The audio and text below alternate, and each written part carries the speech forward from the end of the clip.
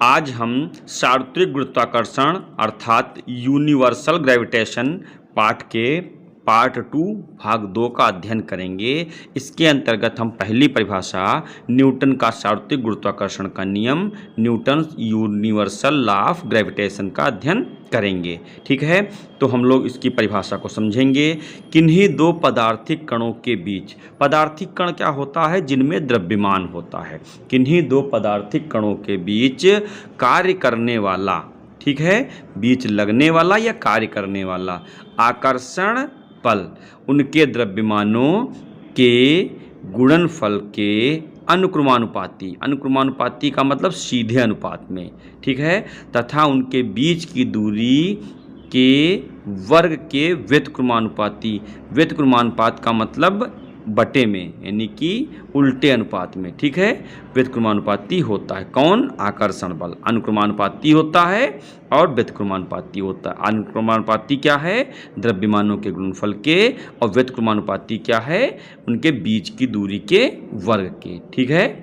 इसकी दिशा दोनों कणों को मिलाने वाली रेखा के अनुदिश होती है, यानी कि एक कण ये है, एक कण ये है, ठीक है। इनको जो मिलाने वाली रेखा है उसकी दिशा में जो है उसकी दिशा होगी। अब हम इसको इंग्लिश में समझेंगे, ठीक है। The force of attraction, attraction इसलिए कहा गया कि केवल जो है ये आकर्षण का ही, यानी कि केवल जो है आकर्षित हो सकता है, ठीक है। The force of attraction between any two material. अब यहाँ पर ये पदार्थिक की इंग्लिश लिखी हुई है। मटेरियल का मतलब जिनमें द्रव्यमान हो, ठीक है। Material particle is directly proportional, सीधे अनुपात में, ठीक है, directly proportional to the product of the masses, यानी कि उनके द्रव्यमानों के गुणनफल के, ठीक है, of the masses, of the masses of the particle. ये जो पार्टिकल आपके थे उनके द्रव्यमानों के गुणनफल के डायरेक्टली प्रोपोर्शनल मतलब अनुक्रमानुपाती होता है। And inversely proportional to the square of the distance between them, यानी कि उनके बीच की दूरी के वर्ग के व्यतिक्रमानुपाती होता है।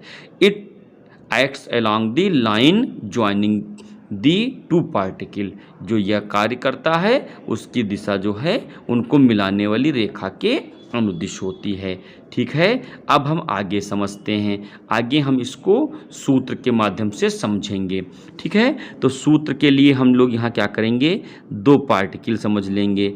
इसका मास कितना है? m1 है, ठीक है। कुछ डिस्टेंस पर दूसरा पार्टिकल है, इसका मास कितना है? m2 है। इनके बीच की डिस्टेंस कितनी है? r है, ठीक है। तो अब क्या हो जाएगा, f डायरेक्टली प्रोपोर्शनल, मतलब इस प्रकार से m1 इंटू m2, ठीक है, और एंड f प्रोपोर्शनल, ये इनवर्स प्रोपोर्शनल हो जाएगा, ठीक है, इनवर्सली प्रोपोर्शनल डिस्टेंस का वर्ग, ठीक है। जब दोनों को हम मिला देंगे तो f proportional to m1 m2 बटे r स्क्वायर, ये आपको प्राप्त हो जाएगा, ठीक है।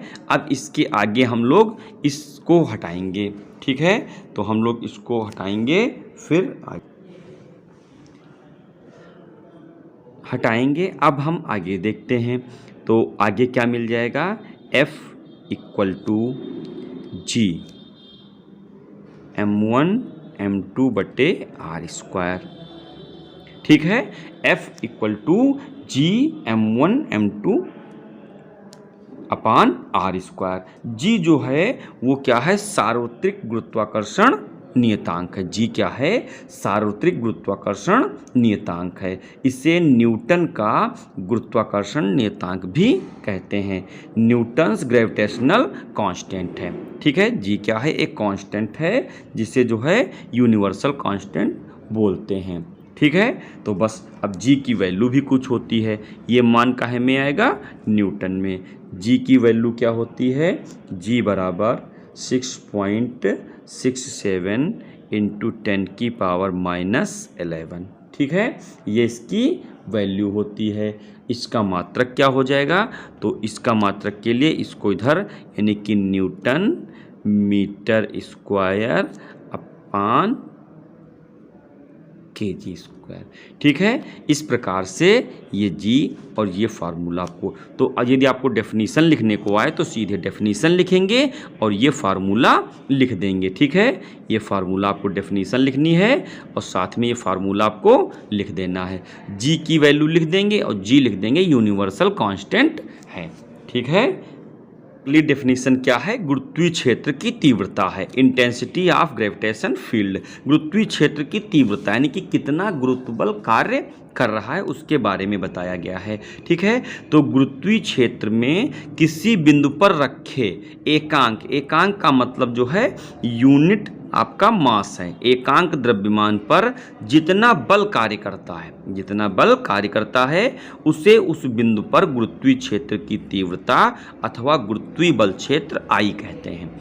एकांक द्रव्यमान पर जितना बल कार्य करता है, गुरुत्वीय क्षेत्र में किसी बिंदु पर रखे एकांक द्रव्यमान पर जितना बल कार्य करता है उसे उस बिंदु पर गुरुत्वीय क्षेत्र की तीव्रता अथवा गुरुत्वीय बल क्षेत्र आई कहते हैं। इंग्लिश में देख लेंगे। ठीक है, the force experienced bye a unit mass, मतलब एक जो फोर्स जो है वो कोई यूनिट मास जितना अपने ऊपर महसूस कर रहा है। प्लेस्ड एट ए पॉइंट, किसी पॉइंट में स्थित यानी किसी बिंदु पर स्थित है। A gravitational field is called gravitational field intensity और intensity of gravitational field at that point, यानी कि जिस बिंदु पर वो पॉइंट मास रखा, यूनिट मास रखा हुआ है वहाँ पर के बारे में ये बात बता रहा है। ठीक है, तो इसको आप समझ लेंगे। क्या समझना है कि एक फोर्स है, ठीक है, वो यूनिट मास पर कार्य कर रहा है। ठीक है, जो फोर्स जितना कार्य यूनिट मास पर कर रहा है वही उस पॉइंट पर जो है ग्रेविटेशनल फील्ड की इंटेंसिटी हो जाएगी। इसे हम लोग आई से रिप्रेजेंट करते हैं। इसका फार्मूला आई बराबर F/m है। ठीक है, आई आपका क्या है? इंटेंसिटी, तो आपको मालूम ही होगा। F क्या है? फोर्स, M क्या है? मास। ये यूनिट मास करेंगे तो आई बराबर F, इसी से फार्मूला बनाया हुआ है। ठीक है, F बराबर G/m/r² होता है। ठीक है, यहाँ पर RE भी हो सकता है, R² होता है। तो इससे आपको क्या प्राप्त हो जाएगा? आई बराबर, जब ये वैल्यू यहाँ रखेंगे तो यम कैंसिल हो जाएगा, Gm/r²। ये इसका फार्मूला हो गया। एक फार्मूला ये है, एक फार्मूला ये है। ये न्यूमेरिकल लगाने के लिए इसका मात्रक क्या हो जाएगा? न्यूटन प्रति किग्रा। इसका जो है स्मॉल जी और कैपिटल जी में संबंध पढ़ना है, रिलेशन बिटवीन जी एंड जी। अब इसके लिए हम लोग क्या करेंगे? माना पृथ्वी का द्रव्यमान e और त्रिज्या re है। स्मॉल यम द्रव्यमान की एक वस्तु पृथ्वी तल पर स्थित है, अतः इस पर कार्यरत गुरुत्वाकर्षण बल F बराबर, कार्यरत कितना है? गुरुत्वाकर्षण बल F बराबर Gm/re²। ठीक है, पिंड का भार F बराबर क्या होगा? mg होगा। ठीक है, अब इंग्लिश में देख लेते हैं। Suppose that the mass of earth, मान लेंगे suppose that the mass of earth is me and its radius is re। A body of mass m, a body of mass m be situated at the surface of earth, पृथ्वी की सतह पर स्थित है। So the gravitation force acting on it's या body कुछ भी लिख सकते हैं, दोनों में से एक लिखना है। F बराबर Gm/re। ठीक है, me आपका मास है किसका? अर्थ का, और re रेडियस है, पिंड का भार। ठीक है, F बराबर mg हो जाएगा। दोनों F हैं, अतः ये दोनों बराबर कर देंगे। From equation first and second mg बराबर, ये इसके बराबर हो जाएगा Gm/re²। ठीक है, दोनों बराबर हो जाएंगे, m से m कैंसिल हो जाएगा, g बराबर ये वैल्यू बचेगी।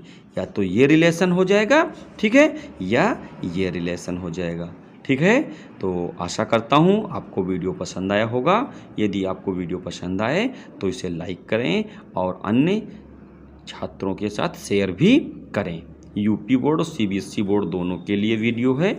इसी प्रकार हमारे वीडियो प्रतिदिन प्राप्त करने के लिए और हमसे लाइव क्लास में जुड़ने के लिए हमारे चैनल सब्सक्राइब करें। धन्यवाद।